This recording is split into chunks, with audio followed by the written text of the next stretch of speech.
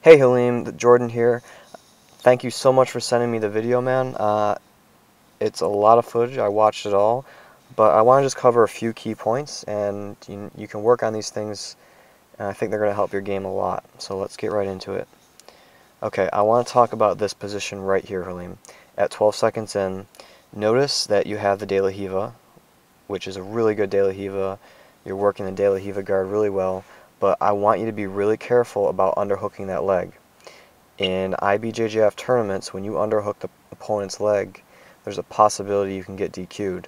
Now, the DQ happens when you're actually putting pressure inward on the opponent's knee right here, and you're pulling upwards on his heel.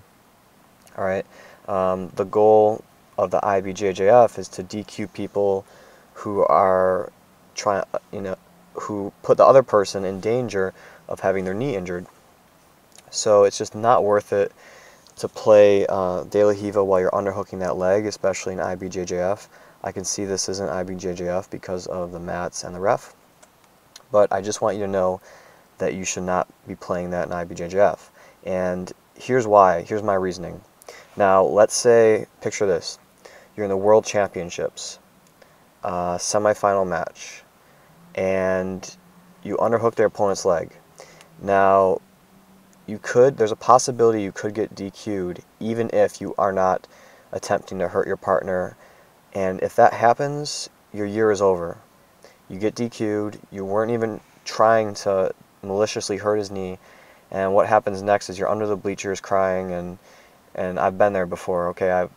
I just don't think it's worth it to risk being DQ'd to underhook his leg. There's a lot of other options you can do from there. One of them is overhooking a leg, and I show some of that on my Berimbolo DVD, but I just don't think it's worth it to underhook the leg. And the reason is there's no redos for IBJJF calls. If you feel like you were cheated, if you feel like your ref made a bad call, all you can do is go to the head ref, tell him about the call. He won't do anything except say, "I'm so sorry, I'll talk to the ref, but your year is over," okay? So it's just not worth it.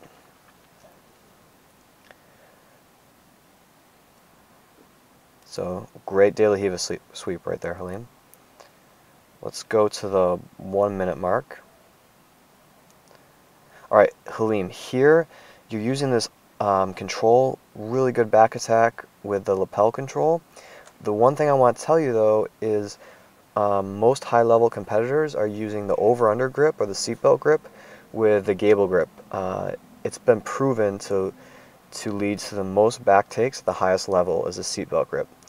So I would switch your game to that grip because it provides a lot more body control and you can control your partner's body much better. So I would switch to that grip, Halim.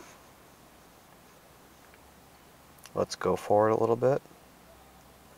Now, Halim, I'm just bringing your attention to some key points right here.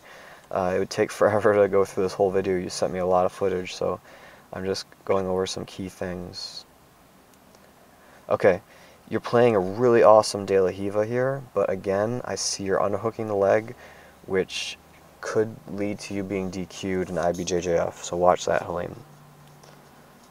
Another thing, Halim, with this hand right here, it might be better for you to control his cross sleeve. You're controlling the same side sleeve, which is really good for certain sweeps, but if you're controlling his leg with your left arm, down here you can't see it, with this other arm over here, control his cross sleeve. You have a lot of sweep options from there, and it might work better for you to control his cross sleeve. Alright, let's move forward.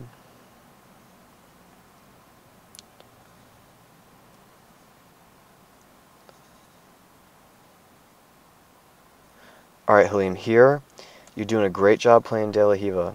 Now, I see that you're playing half guard. Your opponent steps through and he's trying to knee cut you. Now, half guard is a position that is designed to be defeated by the knee cut pass. So instead of playing half guard, I would definitely play reverse De La Hiva here. And instead of controlling your partner's far arm, you see how he's crushing down your reverse De La Hiva? I would take that arm, your left arm in this situation, and use that to support your reverse De La Hiva leg. I believe there's 2 matches in here where the same thing happened to you. So I would work on your reverse de la Riva and work on supporting that reverse de la Riva. In my new law of guard, I actually go over a strengthening exercise that's really cool to get your reverse de la Riva range of motion increased and to strengthen it. So if you want, check that out. This guy's got a really good knee cut, but I like the way you're defending. You should be looking to set up your reverse de la Riva here. That might help you out a little bit.